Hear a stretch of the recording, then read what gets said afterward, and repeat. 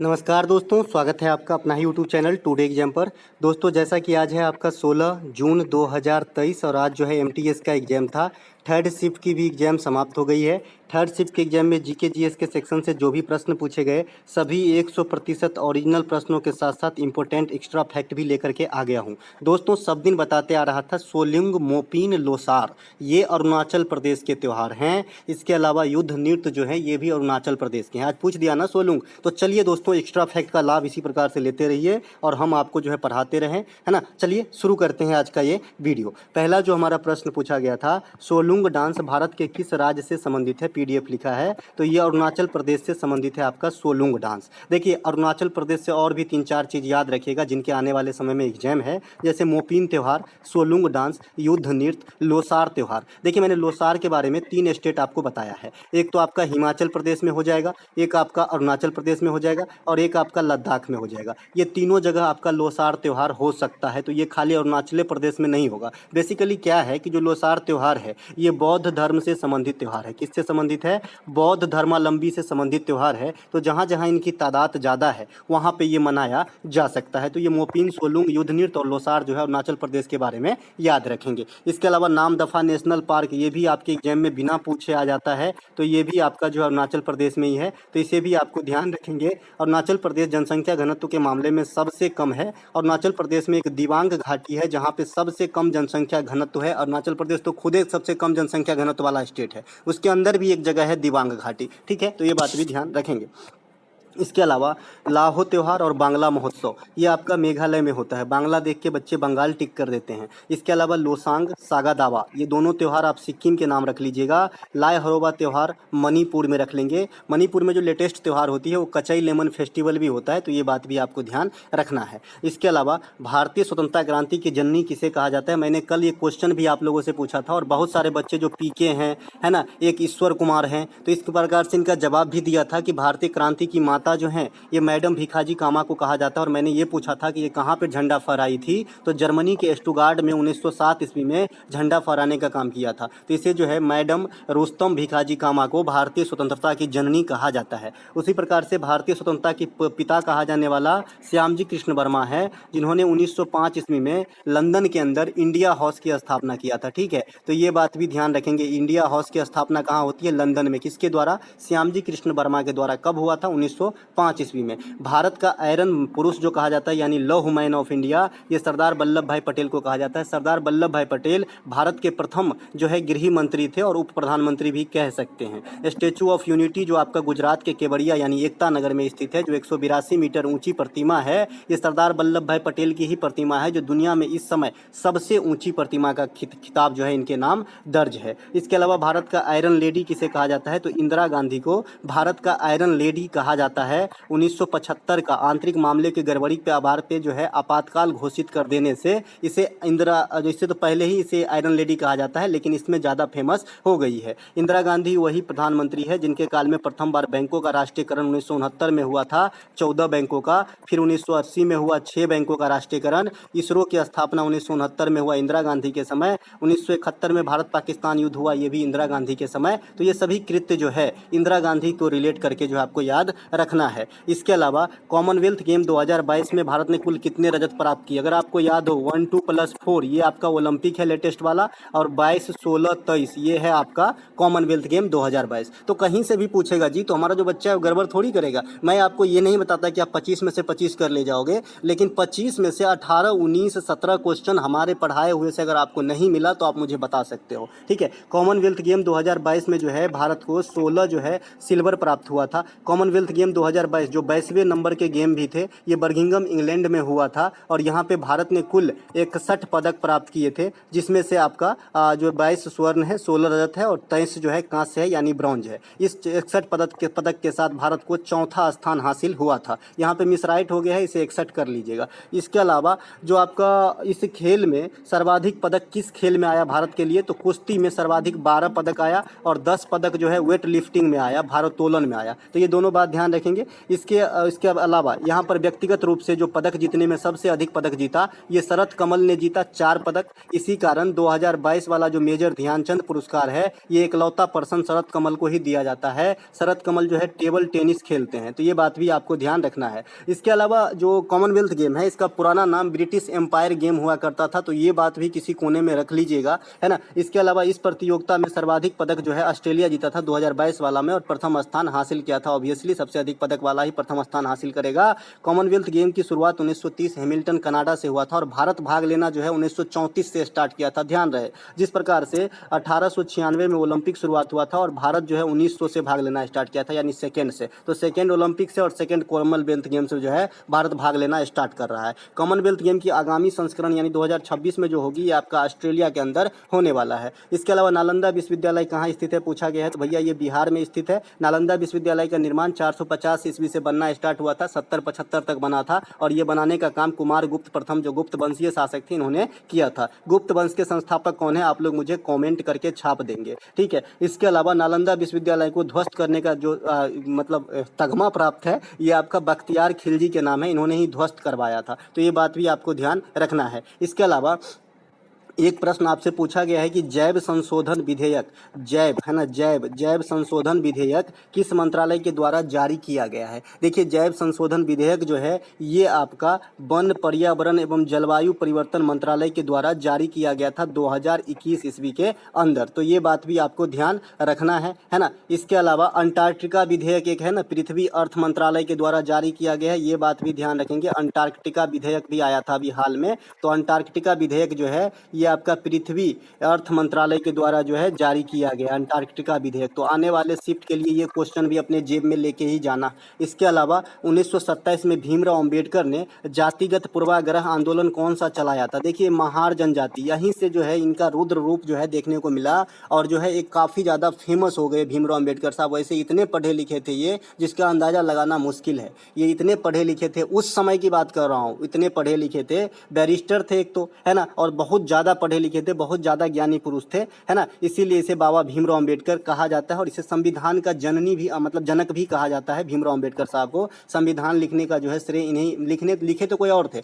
लेकिन संविधान का निर्माता कहा जाता है इन्हें, ठीक है। तो ये बात भी आपको ध्यान रखेंगे। इसके अलावा महार जो है एक जनजाति होती है, मतलब जाति का नाम है महार, जो आपका महाराष्ट्र में पाया जाता था, ठीक है। गांधी जी और अंबेडकर साहब के साथ एक समझौता होता है 1932 में, इसे पूना पैक्ट कहा जाता है। तो ये बात भी ध्यान रखेंगे, है ना, ये बात भी आपको ध्यान रखेंगे। रैमजे मैकडोनाल्ड का जो सांप्रदायिक पंचाट जारी हुआ था ना, इसी के विचार विमर्श लेके ये पूना पैक्ट हुआ था 1932 में। तो ये बात भी ध्यान रखेंगे जर, है ना। तीनों गोलमेज सम्मेलन जो हुआ था 1930, 31 और 32, राउंड टेबल कॉन्फ्रेंस, है ना, जो कहाँ पे हुआ था, लंदन के अंदर हुआ था। और उस समय जो लंदन के प्राइम मिनिस्टर यानी ब्रिटेन के प्राइम मिनिस्टर कौन थे, तो रैमजे मैकडोनाल्ड। कौन थे, रैमजे मैकडोनाल्ड। आजकल मैकडोनाल्ड जो है कुछ खाने का घर होता है, हमको लगता है पिज्जा होता है मैकडोनाल्ड, है ना, हमको इतना आइडिया नहीं है, लेकिन मैकडोनाल्ड कुछ खाने को तो है, जो आजकल नए युवक को काफ़ी पसंद है। मैकडोनाल्ड है, एक CFC होता है शायद, है ना। तो इस प्रकार से खाने पीने की जगह है ना, कंपनी मतलब ब्रांड का नाम है। तो उस समय जो है रैमजे मैकडोनाल्ड, ये तीनों राउंड टेबल कॉन्फ्रेंस के समय ब्रिटेन के PM थे। तो ये बात भी ध्यान रखना है।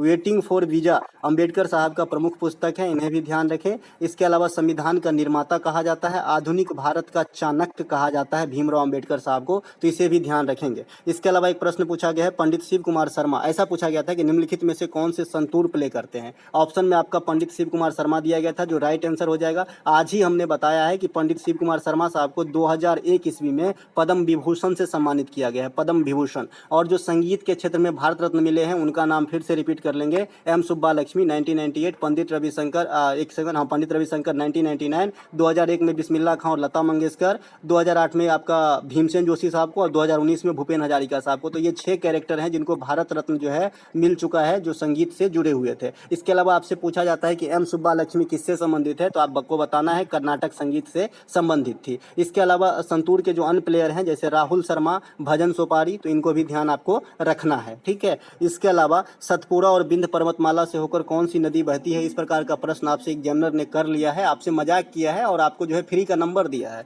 ठीक है। तो ये नर्मदा नदी है, बताए हैं। नर्मदा नदी का जो उद्गम है, ये मैकाल पर्वत श्रेणी के अमरकंटक चोटी से होती है, जो कहाँ पे है, MP के अंदर स्थित है, ठीक है। और इसके इसके बारे में और क्या क्या है आइए देख लेते हैं। नर्मदा नदी जो है सबसे पहले तो ये उल्टा दिशा में बहने का काम करता है। जनरली नदी जो है ये पूरब दिशा में बहते हैं, वेस्ट टू ईस्ट बहने का काम करता है, लेकिन नर्मदा नदी का उल्टा ढल रहा है। ये जो है ईस्ट से वेस्ट की तरफ बहने का काम करता है, जो उल्टा है। उसी प्रकार से ग्रहों को रिकॉल कर लीजिए, सभी ग्रह पश्चिम से पूर्व की ओर मतलब भ्रमण करते हैं, जबकि आपका जो शुक्र ग्रह है, ये आपका ईस्ट से वेस्ट चलते हैं, जो उल्टा हो जाता है। ठीक है, तो चलेंगे, यहाँ पे थोड़ा सा ध्यान रखना है ना।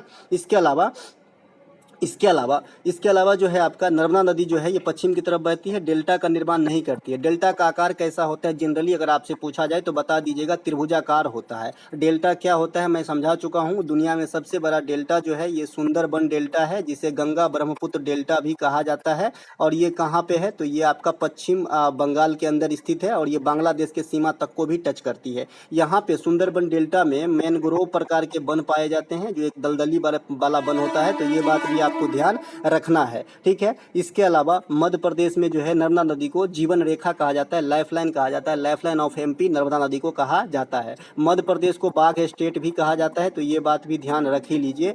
बीवर नाम से जो आपका झूमिंग कृषि होता है, ये मध्य प्रदेश के अंदर होता है, सेकेंड शिफ्ट में पूछा गया था। इसके अलावा इसके ऊपर सरदार सरोवर परियोजना जो गुजरात के अंदर स्थित है, ओमकारेश्वर परियोजना, ये भी परियोजना, दोनों परियोजना जो है नर्मदा नदी के ऊपर स्थित है। इसके अलावा यह नदी अरब सागर में गिरती है, और अरब सागर में गिरने वाली प्रायद्वीपीय भारत की ये सबसे बड़ी नदी है। वैसे अगर आपको पूछा जाए ओवरऑल की प्रायद्वीपीय भारत की सबसे बड़ी नदी कौन सी है, तो आपका आंसर गोदावरी होती है, लेकिन यहाँ पे क्लू लगा है कि अरब सागर में गिरने वाली प्रायद्वीपीय भारत की सबसे बड़ी नदी तो नर्मदा हो जाएगी। गोदावरी नदी जो है ये बंगाल की खाड़ी में गिरती है। ठीक है, बंगाल की खाड़ी में गिरती है। बंगाल की खाड़ी में गिरने वाले नदियों को एक बार याद कर लेंगे, समगो का है ना।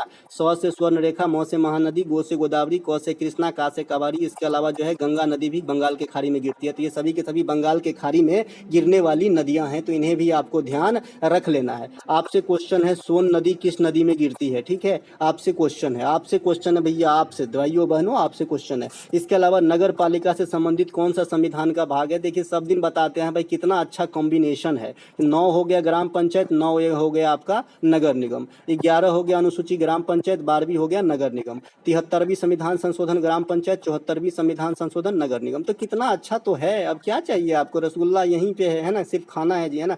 तो नगर पालिका से संबंधित संविधान का कौन सा भाग है, तो 9 का ए है। ठीक है, इसके अलावा संविधान का जो भाग है 9, ये ग्राम पंचायत से संबंधित है, और 9 का ए नगर निगम से, ये बता दिए बेस है क्वेश्चन का। अनुसूची 11 ये आपका ग्राम पंचायत से संबंधित है, और अनुसूची 12 जो है ये नगर पालिका से संबंधित है। 73वां संविधान संशोधन ग्राम पंचायत से संबंधित है, 1992 में आती है, लेकिन 1993 में लागू होती है। ठीक है, इसके अलावा 74वां संविधान संशोधन ये नगर पालिका से संबंधित है। इसके अलावा ग्राम पंचायत और नगर निगम का जो चुनाव होता है ये कौन करवाता है, तो राज्य चुनाव आयोग के द्वारा करवाया जाता है। इसका बस इतना ही काम है। बाद बाकी जो विधानसभा की चुनाव है, विधानसभा की चुनाव हो गया, लोकसभा की चुनाव हो गया, है ना, राज्यसभा की चुनाव हो गया, राज्यसभा की चुनाव हो गया। इसके अलावा राष्ट्रपति की चुनाव हो गया, है ना, उपराष्ट्रपति का चुनाव हो गया, वाइस प्रेसिडेंट। तो ये सभी के सभी चुनाव जो है केंद्र चुनाव आयोग करवाता है, जो केंद्र में है निर्वाचन आयोग के द्वारा। वर्तमान में निर्वाचन आयोग के जो हेड हैं, मुख्य निर्वाचन आयुक्त राजीव कुमार हैं, तो इन्हें भी ध्यान रख ही लीजिएगा। ठीक है, इसके अलावा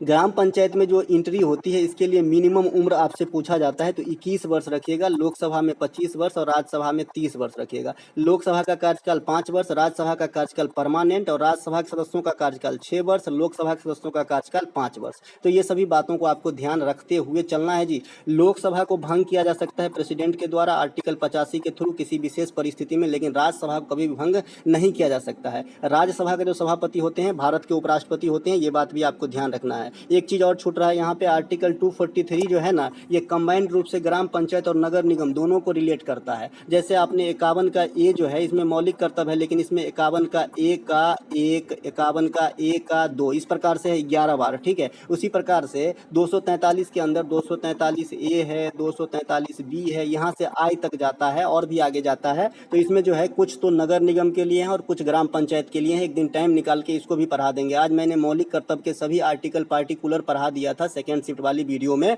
देख लीजिएगा, काम आएगा, क्योंकि आजकल जो है मौलिक कर्तव्य से अंदर से क्वेश्चन आ रहा है। विरूपाक्ष मंदिर कहाँ स्थित है, हिस्ट्री पढ़ाए हैं, उसमें जाके देखिए। विरूपाक्ष मंदिर जो है ये हम्पी में स्थित है। हम्पी का खंडहर किस राज्य में है, तो भैया ये कर्नाटक में है, हम्पी का खंडहर, ठीक है। होयसल का मंदिर जो है ना, होयसल का मंदिर द्वार समुद्र में है, तो ये बात भी ध्यान रखिएगा, ये भी पूछा जाता है द्वार समुद्र में, क्योंकि इसी को अब यूनेस्को में शामिल करने की बात कही जा रही है। इसके अलावा विरूपाक्ष मंदिर किस भगवान को समर्पित है, तो भगवान शिव को समर्पित है। इसके अलावा तंजौर में भी एक मंदिर है फेमस, जिसे बृहदेश्वर मंदिर या राजराजेश्वर मंदिर कहा जाता है। राजराजेश्वर, इसको कौन बनवाया था, तो चोल शासक राजराज प्रथम ने बनवाया था, तो इसे भी ध्यान रखेंगे, जो तमिलनाडु में स्थित है। कोणार्क का सूर्य मंदिर कहाँ है भैया, ये सूर्य उड़ीसा में स्थित है, ये सूर्य का मंदिर है ना, इसे ब्लैक पैगोडा कहा जाता है। तो ये सभी के सभी बात आपको ध्यान रखना है। अगले हाथ एक और चीज ध्यान रख लीजिए, पालीताना का जैन मंदिर कहाँ है, तो ये आपका गुजरात के अंदर है, पालीताना का जैन मंदिर। और माउंट आबू का जो जैन मंदिर है ना, ये आपका जो है राजस्थान में मतलब स्थित है, तो ये बात भी ध्यान रखेंगे। आज फर्स्ट शिफ्ट में एक क्वेश्चन और पूछा गया था कि भारत के सबसे पुरानी पर्वत श्रृंखला, तो भैया अरावली है, बता चुका हूँ। और अरावली का जो है सबसे ऊंचा पर्वत शिखर जो है गुरु शिखर है, ये भी बताया था, जो राजस्थान के भी सबसे ऊंचे शिखर में से है, ठीक है। इसके अलावा खजुराहो का मंदिर कहाँ स्थित है, तो ये मध्य प्रदेश में स्थित है। इसे कौन बनवाया था, चंदेल शासकों ने बनवाया था, ठीक है। ये खजुराहो के जो मंदिर है ना, इसमें कंदरिया महादेव का मंदिर भी स्थित है। महादेव से स्पष्ट है कि भगवान भोलेनाथ का मंदिर होगा। इसके अलावा एक प्रश्न पूछा गया है कि भारत की कौन सी नृत्यांगना मिस वर्ल्ड भी रही है, तो इंद्रानी रहमान के बारे में बताए हैं, लेकिन हम इतना डिटेल नहीं बता पाए थे, इतना गहराई थे, इसके लिए माफ़ी चाहता हूँ, है ना, कि ये क्वेश्चन जो है मुँह तक जाते हुए छूट गया मुझसे बताना, है ना। इंद्रानी रहमान जो है ये भरतनाट्यम ओडिसी के प्रमुख नृत्यांगना थी, जिसे 1969 में पद्मश्री भी दिया गया है ना, पद्मश्री 1969 में दिया गया था इंद्रानी रहमान को। अगला प्रश्न 2020-2021 के लिए लौह इस्पात होता है ना, उसके उत्पादक में सेकेंड स्थान किसका है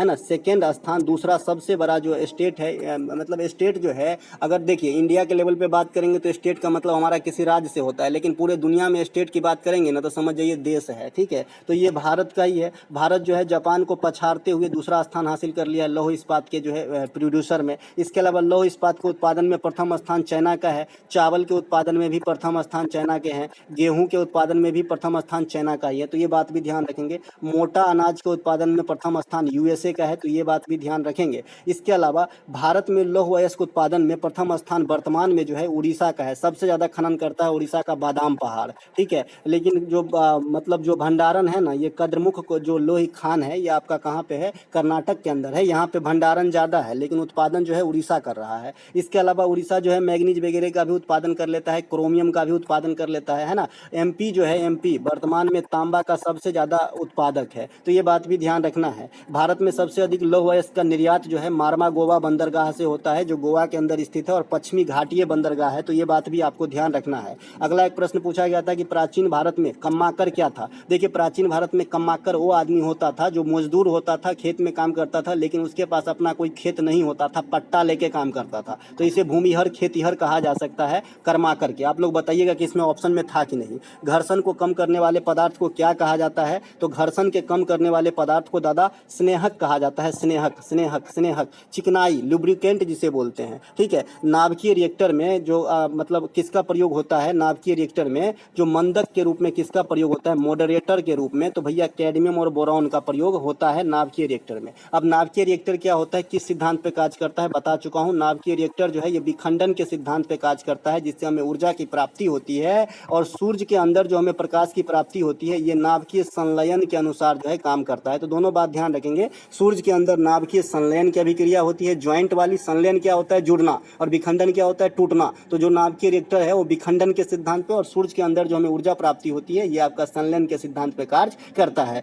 नाभिकीय रिएक्टर में ग्रेफाइट का इस्तेमाल मंदक के रूप में किया जाता है, और भारी जल का भी। भारी जल का सूत्र D2O होता है, क्योंकि आप जानते हैं कि हाइड्रोजन के 3 समस्थानिक होते हैं, ड्यूटियम, पोटेशियम और ट्राइटियम। उसमें से D को लेके जो है भारी जल बनाया गया है, D2O, ड्यूटियम ऑक्साइड। इसके अलावा एक प्रश्न पूछा गया है कि अनुच्छेद 40 में ग्राम पंचायत से संबंधित है, संविधान के किस भाग में, तो आपको पता है ना, मैं सब दिन रटाते आया हूँ, 36 से 51 भाग 4 है ना। 12 से 35 जो है भाग 3 है ना। 11 से लेकर 1 सेकेंड 5 से लेकर 11 तक जो है ये आपका भाग 2 है ना। तो इस प्रकार से अगर भाग 5 की बात करेंगे तो 52 से लेके 151 तक का जो है भाग 5 है, 152 से लेके 237 तक जो है भाग 6 है। इस प्रकार से आपको याद रखना है जी, काम आवेगा, है ना। तो चलिए फिर से रिवीजन कर लेते हैं कि इस भाग का मैं आर्टिकल तो बता दिया, लेकिन इसमें क्या क्या है। 36 से 51 तक जो है डीपीएसपी है, नीति निषेध तत्व है, जो भाग 4 में है। भाग 3 में फंडामेंटल राइट है, 12 से 35 है। भाग 2 में सिटीजनशिप है, 5 से 11 नागरिकता है। इसके अलावा भाग 5 में संघ है, यूनियन है, 52 से लेकर 151 तक है।